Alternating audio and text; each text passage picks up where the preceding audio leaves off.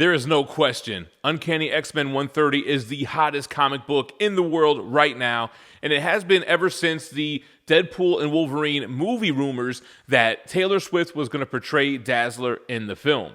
Now, this has neither been confirmed nor denied. The actors, the directors have been asked directly if this was the case, and they refused to say yes or no, keeping it fun, keeping the rumor mill swirling. But it has led to this comic book continuously selling at an aggressive pace and well over its 12-month average. We cover the sales and we watch the market over on the Comic Tom 101 channel. We've been doing that video every single week for 4 years straight. On this channel, though, we do things a little bit different. I like to read and review the issues, and that's what we're going to do today. We're going to read Uncanny X-Men issue 130, and we're going to check out the first appearance of Dazzler. All right, first of all, we're taking a look at this in the Uncanny X-Men Omnibus Volume 1. Issue 130 is one of the last issues in this run.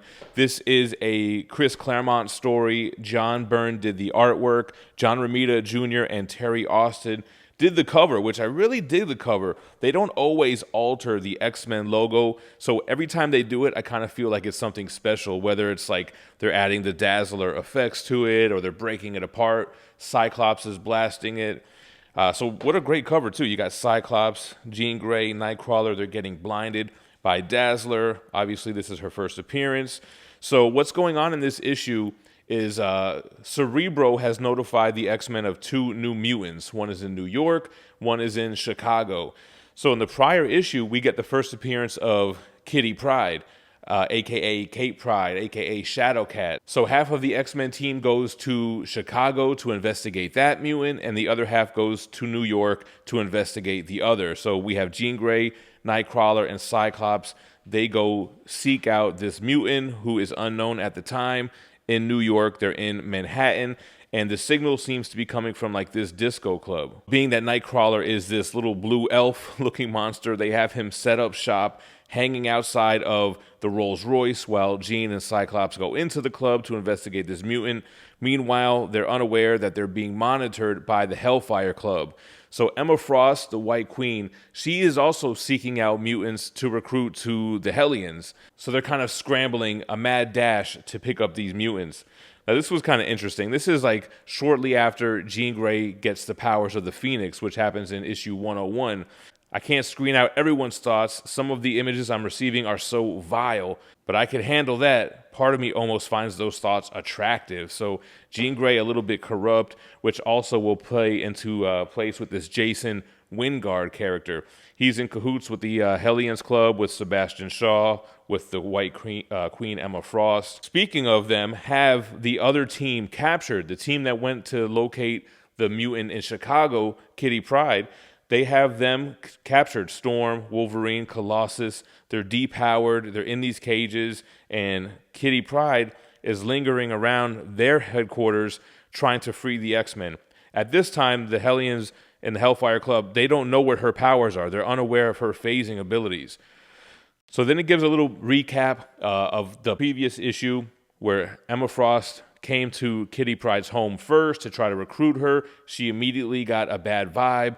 But then came Professor X along with the X-Men, and she immediately had felt a bond to Storm. So she felt comfortable going with the X-Men. It felt like the right move. This is the battle that took place in the prior issue that got them captured. So here we go. Kitty Pryde, not even an X-Men yet, has just met them, and she's going to try to break free the X-Men from their shackles. So once she awakens Aurora, she gets spotted by the Hellfire Club. She runs away, really luring them away from the X-Men, and does this running, jumping dive straight into the ground, which I thought was pretty cool. Back at the disco, we've got Jean Grey amongst the crowd. She gets approached by this Jason Wingard. Now, this was this ongoing thing happening in the Claremont run where he used his powers. He is secretly the mutant mastermind, which transports her into this kind of magical world where she is getting wed to Jason.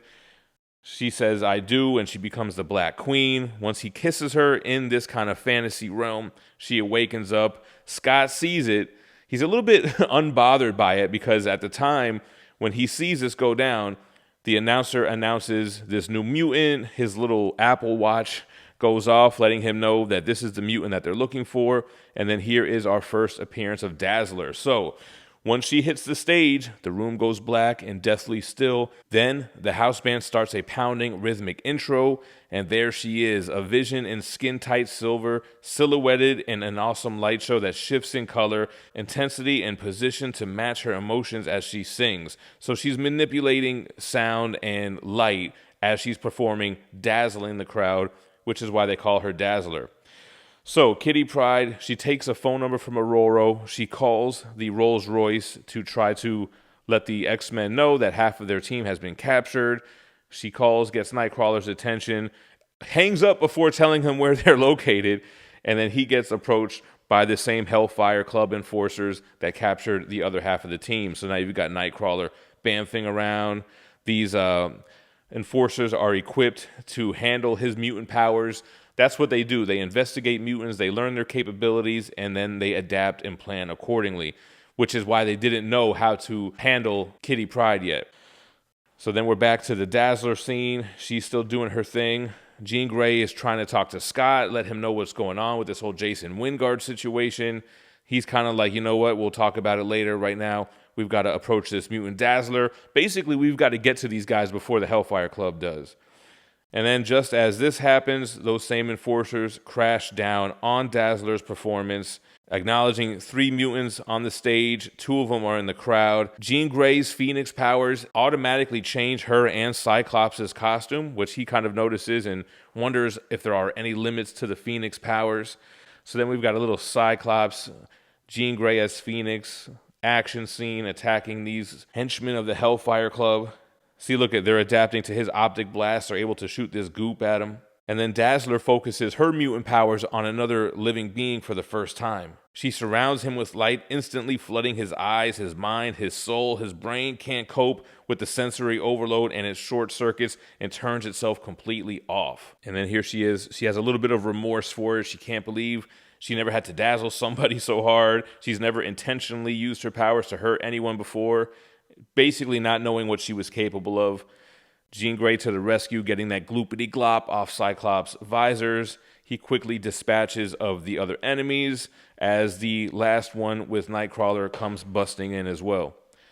He's easily dispatched by Jean Grey also. And Cyclops is basically able to talk Dazzler into coming with them, letting her know that these threats are not going to stop. They're not going to stop trying to capture you, possibly even kill you. So you're better off just coming with us.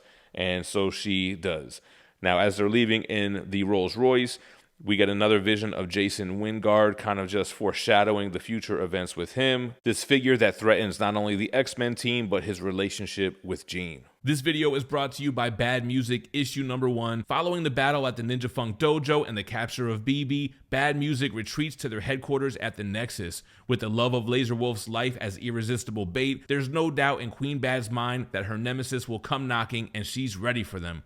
Will Laserwolf, JPG McFly, and Wolfgang see the trap for what it is or run headlong into disaster? Find out in Ninja Funk Bad Music number 1, hitting your LCS this October. And there we have it. You gotta love that Chris Claremont goodness. Now, will Taylor Swift be Dazzler in this movie? I don't know. I don't really know how much it matters. Even if she is, it would probably be regulated to some sort of a cameo. And does that mean that there will continue to be interest in this character and in this key issue after the movie? I don't think so. There's a lot of hype right now. If you're filling in a Uncanny X-Men run, you're probably going to want to wait until after the movie comes out. Give me your thoughts in the comments down below, and thank you for watching. Stay minty fresh. Peace.